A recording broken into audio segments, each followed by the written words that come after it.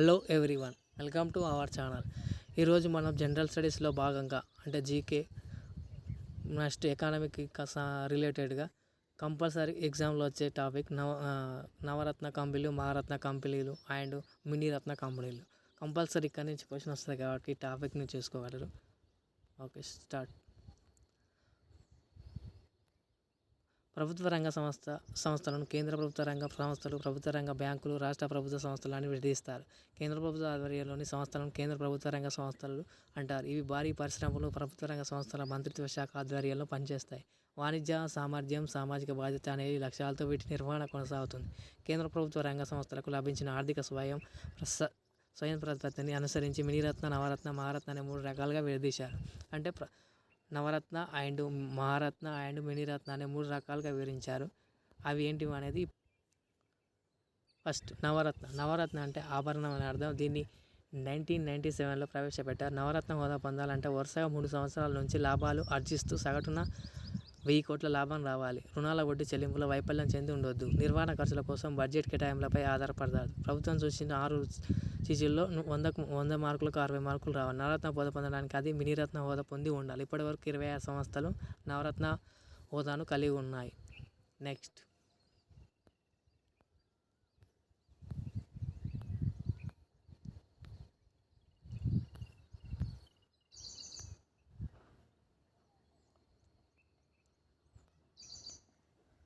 మహారత్న హోదాను 2009లో ప్రవేశపెట్టారు. దీని ప్రధాన ఉద్దేశం ప్రభుత్వ రంగ సంస్థలు తమ కార్యకలాపాల విస్తరణకు అంతర్జాతీయ సంస్థలుగా ఎదిగేందుకు దోహదపడాలి. దీన్ని పొందడానికి గల అర్హతలు ఏమిటంటే నవరత్న హోదా పొంది ఉండాలి. 3 ఏళ్ల లాభం పొందుతూ 1 సంవత్సరం నికర లాభం 5,000 కోట్లు ఉండాలి. గత 3 సంవత్సరాలలో సగటు నికర లాభాన్ని తీసుకుంటారు. నికర ఆస్తులు 15,000 కోట్లు ఉండాలి. వార్షిక టర్నోవర్ 25,000 కోట్లు ఉండాలి. స్టాక్ మార్కెట్లో నమోదైన షేర్లు ట్రెండింగ్ అవుతూ ఉండాలి. భారీ పరిశ్రమలకు ప్రభుత్వ సంస్థల మంత్రి హోదా ఇవ్వడం నిర్ణయం తీసుకుంటారు.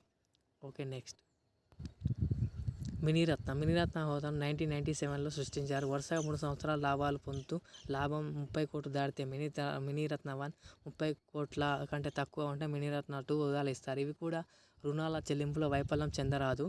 నిర్వహణ ఖర్చుల కోసం బడ్జెట్ కేటాయింపులపై ఆధారపడతారు. ఓకే, నెక్స్ట్, మహారత్న కంపెనీలు ఏంటివో చూద్దాం.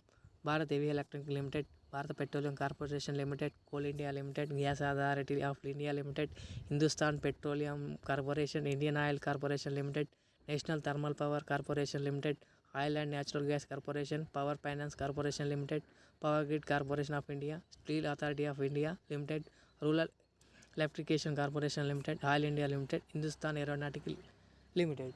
ఇవి మహారత్న కంపెనీలు. కంపల్సరీ ఈ 3 అంటే నవరత్న, మహారత్న, మినీరత్న వీటికి అంటే ఇవి పొందడానికి కావాల్సిన అర్హతలు, ప్రజెంట్ ఏ కంపెనీలు మహారత్న కంపెనీలు ఉన్నాయి, నవరత్న కంపెనీలు ఉన్నాయి అండ్ మినీరత్న కంపెనీలు ఉన్నాయి అనేది కంపల్సరీ క్వశ్చన్ వస్తుంది కాబట్టి ఈ టాపిక్ని చూసుకోగలరు.